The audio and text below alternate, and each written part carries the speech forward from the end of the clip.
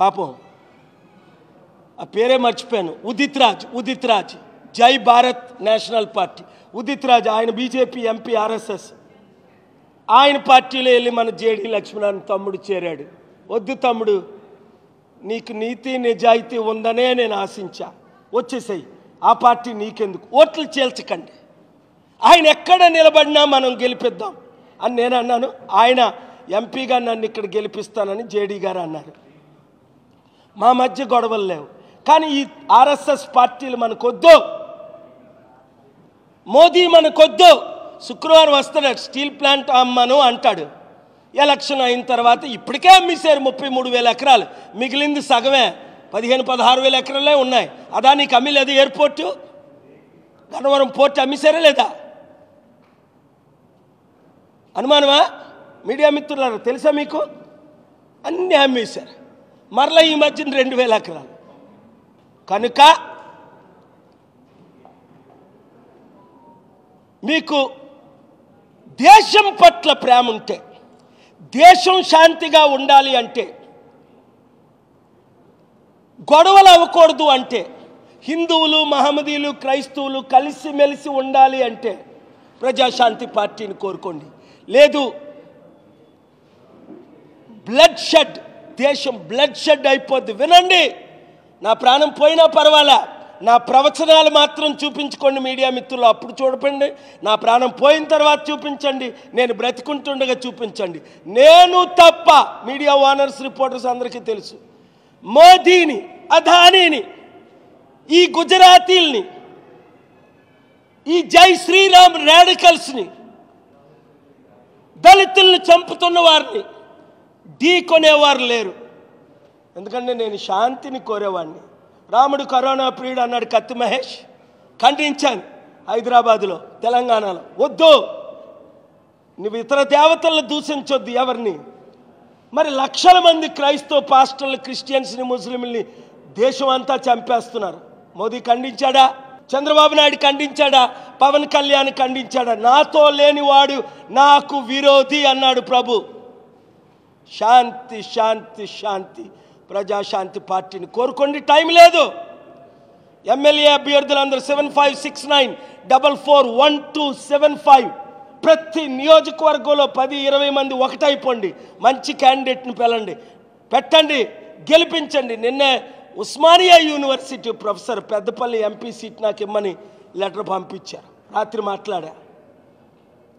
Osmania university professor, sir నా దగ్గర వాళ్ళలాగా 100 కోట్లు లేవు ఖర్చు పెట్టుకోవడానికి, 10 లక్షలు 20 లక్షలు ఖర్చు పెట్టుకోగలను, చాలు.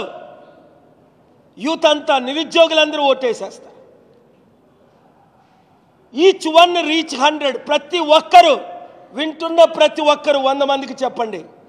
దేశ రక్షకులు కండి మీడియా మిత్రులారా, రాష్ట్ర రక్షకులు కండి. మీరు కూడా రాష్ట్రాన్ని కాపాడండి. లేదా 2 నెలలు ఎలక్షన్ తర్వాత రక్తపాతం చూడబోతున్నారు. మణిపూర్ లాంటి 100 రెట్లు జరుగుతాయి. వినబట్లే, నిలబడు.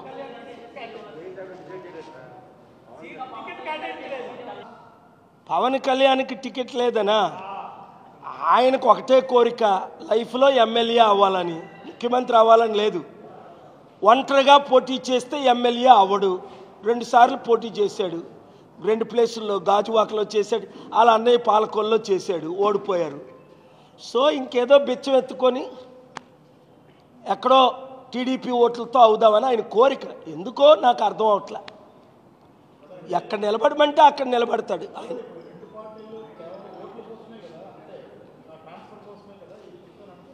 ఓట్లు అన్నీ ట్రాన్స్ఫర్ అవ్వు. మంచి ప్రశ్న అండి. ఇక్కడ టీడీపీ, జనసేన, బీజేపీ కలిసి బీజేపీకి ఇస్తున్నారట విశాఖపట్నం ఎంపీ సీటు. మరి సర్వనాశనం చేసిన మోదీకి, మోదీ తొత్తులకి ఎవరు ఓటేస్తారు? మన రాష్ట్రాన్ని విభజించింది ఎవరు? కాంగ్రెస్ పార్టీ. స్పెషల్ స్టేటస్ ఇవ్వంది ఎవరు? BJP party. మరి ఇంత మన రాష్ట్రాన్ని, మన గ్రామాల్ని, మన రోడ్లు, మన కుటుంబాలని సర్వనాశనం చేసిన బీజేపీ పార్టీకి ఓటేస్తారా ఎవరైనా? అంటే జనసేనకు ఓటేస్తే బీజేపీకి వేసినట్టే, బీజేపీకి వేస్తే టీడీపీకి ఈ ఒకటే కదా. ఇప్పుడు పొత్తులంటే అర్థం ఏంటి? బీజేపీ, టీడీపీ, జనసేన ఒకటి, అదే కదా ఒకటి. మరి ఈ ఒక్కరిలో ఏ ఒక్కరికి వేసినా జన సైనికులారా, టీడీపీలారా, ఒక్కసారి ఆలోచన. మీరు బీజేపీకి ఓటేస్తే, టీడీపీకి ఓటేస్తే, జనసేన ఏ ఒక్కరికి ఓటేసినా మోదీకి ఓటేసినట్టే. అది నేనంటూ లేదు, అందరూ అంటున్నారు. ఉండవిల్లు అరుణ్ కుమార్ గారు అనేక సార్లు అన్నారు. మీకు చాయిస్ లేదు. మార్పు కావాలా? KA Paul, Prajashanti party. అభివృద్ధి కావాలా? మీ 5 కోట్ల కుటుంబ అప్పు తీర్చాలా? KA Paul. 40-60 లక్షల ఆంధ్రప్రదేశ్లో ఉద్యోగాలు కావాలా? KA Paul. చాయిస్ లేదు. మీరు జగన్కి ఇచ్చారు, చంద్రబాబుకి ఇచ్చారు, మోదీకి 10 సంవత్సరాలు ఇచ్చారు.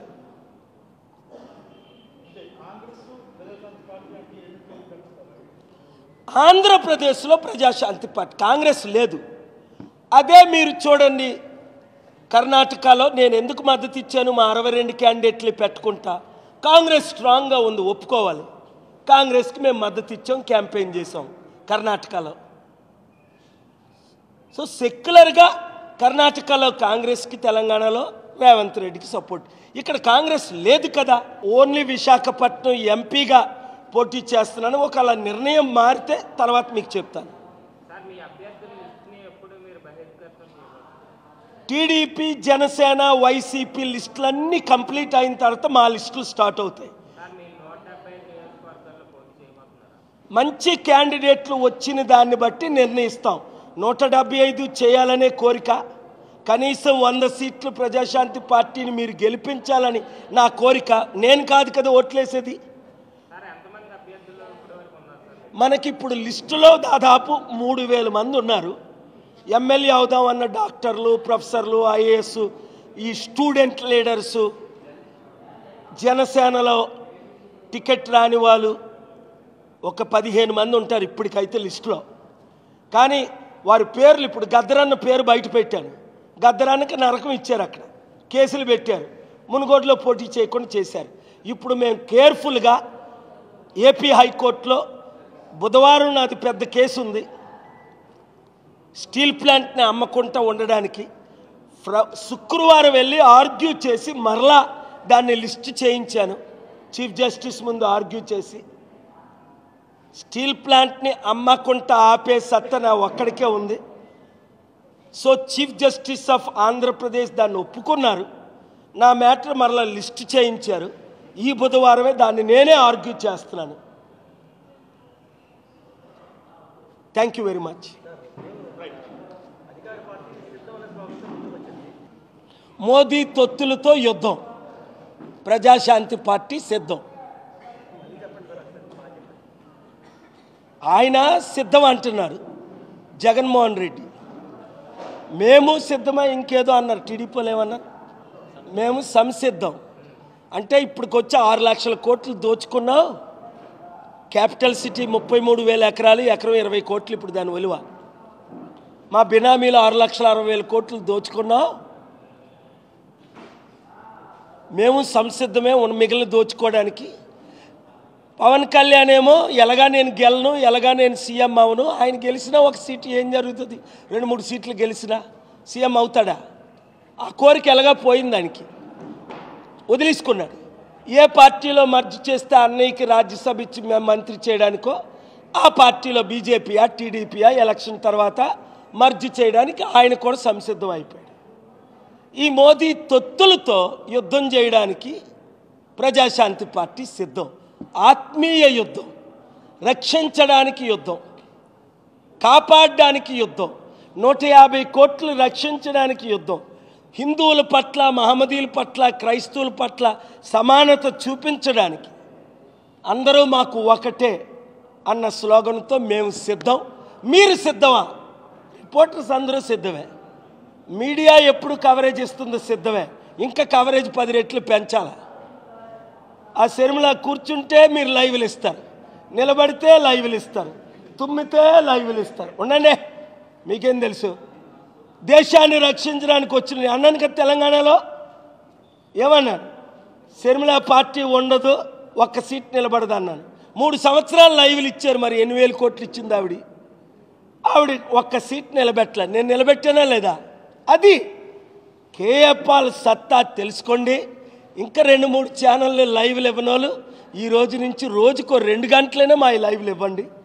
మీరు కూడా క్యాండిడేట్లు నిలబెట్టండి. మీడియా నేను కలిస్తేనే రాష్ట్రాన్ని దేశాన్ని రక్షిస్తాం. ఎందుకంటే నార్త్ ఇండియాలో మీడియా అంతా అదాని అంబానీలు కొనేశారు, తొత్తులు అయిపోయారు. Thank you very much.